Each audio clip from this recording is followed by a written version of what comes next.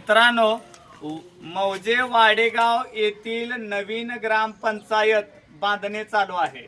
या नवीन ग्रामपंचायतीमध्ये पहिली होती ती बिल्डिंग होती दगडी बांधकामाची चांगल्या दर्जाची आणि लोकांची मागणी नसताना फक्त टक्केवारी काढण्यासाठी नवीन बिल्डिंग चालू केली आहे।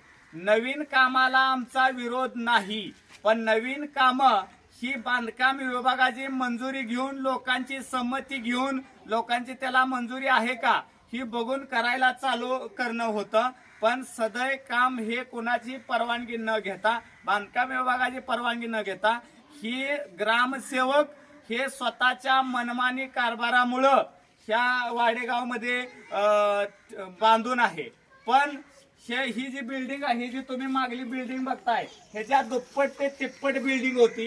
ही बिल्डिंग त्यांनी पाडली आणि ही बिल्डिंग पाडून 25 लाखाचं जे ग्रामपंचायत कार्यालय यांनी उभा केलं। आमचा त्याला विरोध नाही, पण हे बांधण्यासाठी त्या लोकांची परवानगी घेणं गरजेची होती, त्या बांधकाम खात्याची परवानगी घेणं गरजेची होती। आज या ग्रामपंचायतीसाठी 5 एकर जागा आहे। 5 एकर जागेमध्ये तुम्ही ग्रामपंचायत करणं गरजेचं होतं ना। इथं गरिबांचे लग्न कार्यक्रम अनेक होणं, त्यामुळं ही ज्यानं बिल्डिंग ही केलेली आहे, पाडलेली आहे, त्या सरपंच आणि ग्रामसेवकावर गुन्हा दाखल झाला पाहिजे आणि त्यांची चौकशी होणं गरजेचे आहे। वाडेगाव मधील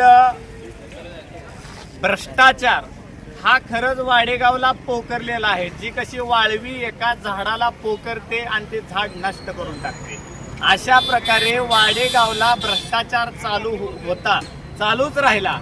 त्यांनी स्वतःची एवढं डेव्हलपमेंट केलेली आहे स्वतःची, ह्या ग्रामसेवकाच्या प्रॉपर्टीची चौकशी झाली पाहिजे। नाव सांगा, परत आमच्यावर येते सगळं। वाडेगावचा रहिवासी महेश कटकाळे, गावात एक नवीन शोध लागलाय नवीन वस्तीचा, मासाळ वस्ती म्हणून। त्या मासाळ वस्तीसाठी कमीत कमी शासनाकडून मंजूर करून यांनी 9 ते 10 लाख रुपये घेतले। ती मासाळ वस्ती या गावात कुणाला जर विचारलं, ह्यांना विचारलं, कुणालाही विचारलं मासाळ वस्ती गावात आहे का, तर मासाळ वस्ती ही गावाच्या नकाशात नसून फक्त ग्रामपंचायतच्या भ्रष्टाचाराच्या नकाशात फक्त तेवढी मासाळ वस्ती आहे। आणि आता मासाळ वस्ती कुठेही कुणाला तुम्ही जर विचारलं तर मासाळ वस्ती शोधून सापडणार नाही। फक्त 10 लाख रुपये निधी मिळवण्यासाठी मासाळ वस्ती ग्रामपंचायतनं तयार केली। कशाचा निधी? हा ग्रामपंचायतला रस्त्याचा निधी त्या मासाळ वस्तीसाठी म्हणून यांनी मंजूर केलाय। साहेब, मासाळ वस्ती आहे का आपल्या गावात? त्यांना विचार आहे का मासाळ वस्ती आहे का? वाडेगाव नाही। मासाळ वस्ती अजून काय अडचणी या संदर्भात आपण सांगू शकता तुमच्या गावात? याच्यामध्ये आता सरांनी महिलांना बाथरूम आहे का? नाही। वाडेगावामध्ये नाही। मग हाय किंवा नाही ते सांगा, आणि असेल तर हाय सुद्धा म्हणून सांगा। समगातला घोटाळा निघाला पाहिजे। समगात एक घोटाळा आहे, महादेव त्रिगणी महादेव मंदिरापाशी काय नेमकं काय घोटाळा आहे? गाळ म्हणून भरते दिन, खाली वाळ भरते दिन, वर गाळ भरते, अशी करते। घोटाळा आहे तो। घोटाळा आहे। बर, वाडेगाव मध्ये जवळजवळ करोडोचा निधी येतो। हा निधी शासनानं आणलेला आहे आणि या संविधानानुसार या शासनानं या ठिकाणी निधी आणलेला आहे। मित्रांनो, 2019-20 साली 57,74,749 रुपये, सन 2020-21 साली 68,84,822 रुपयाचा निधी आला। सन 2021-22 साली 69,94,155 रुपयाचा या वाडेगाव मध्ये निधी आला। सन 2022 आणि 23 साली 56,96,594 रुपयाचा निधी आला। त्यानंतर 2023 आणि 24 साली 77,77,976 रुपयाचा निधी आला। सन 2024 ते 25 साली 54,74,074 रुपयाचा निधी आला। त्याचबरोबर 2025 आणि 26 साली 1,11,09,150 रुपयाचा निधी या वाडेगाव साठी हा कशासाठी आला? केंद्र सरकार, राज्य सरकार, 15 वित्त आयोग, त्यानंतर डीपीडीसी असेल, ह्यांचा सगळ्यांचा निधी या वाडेगाव मध्ये आला। एकूण निधी बघा, सरासरी 5 कोटीच्या आसपास हा निधी आला। मागासवर्गासाठी जमा झाला हा निधी। त्याचप्रमाणे 47,74,172 रुपये हे मागील शिल्लक आहे। त्याच पद्धतीनं पाणीपट्टी आहे, घरपट्टी आहे, गाळाभाडा आहे, बाजार पावती आहे, ह्या सगळ्याची रक्कम मिळून वर्षाला जवळजवळ 10 लाख रुपये अंदाजे रक्कम होत असेल. मी काय त्या ठिकाणी मोजायला आलेलो नाही, पण अंदाजे एवढी रक्कम होते. प्रत्येक वर्षी 10 लाख रुपये जमा होते.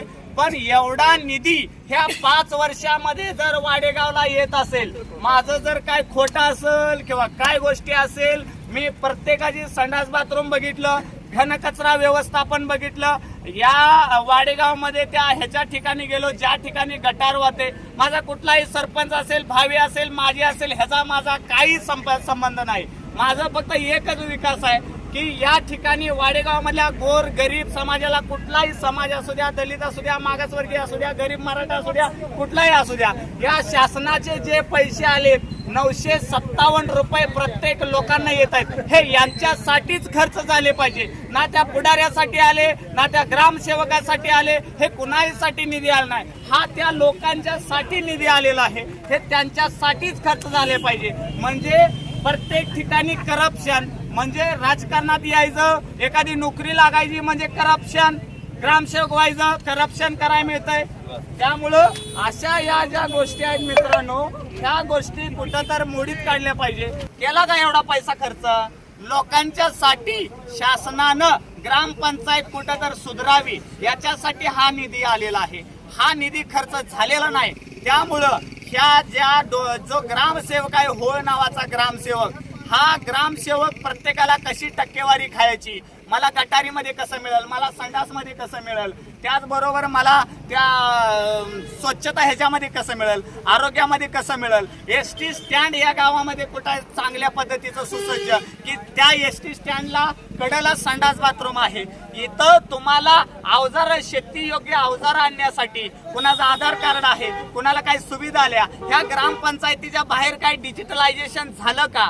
आज रविवार दिवस असून ग्रामपंचायत चालू होती, कारण घुटुगडे येणार आहे म्हणून ग्रामपंचायत त्या ठिकाणी चालू होती. आता रविवारची ग्रामपंचायत कधीही सुरू नसते. म्हणजे ज्या वेळेला ती ग्रामपंचायत लोकांची कामं असतात त्यावेळेला साहेब रजेवर, साहेब इकडे गेले, साहेबाला हे काम आहे, साहेब मीटिंग मध्ये गेले, असलं इथून पुढच्या काळामध्ये चालणार नाही. ज्याने भ्रष्टाचार केलाय ते अँटी करप्शन ब्युरोकडे त्याची चौकशी होईल. आम्ही सीओ कडे तक्रार करू, बीडीओ ऑफिसला तक्रार करू आणि या ज्या गावातला करोडोचा जो भ्रष्टाचार पूर्ण उकडून काढल्याशिवाय राहणार नाही.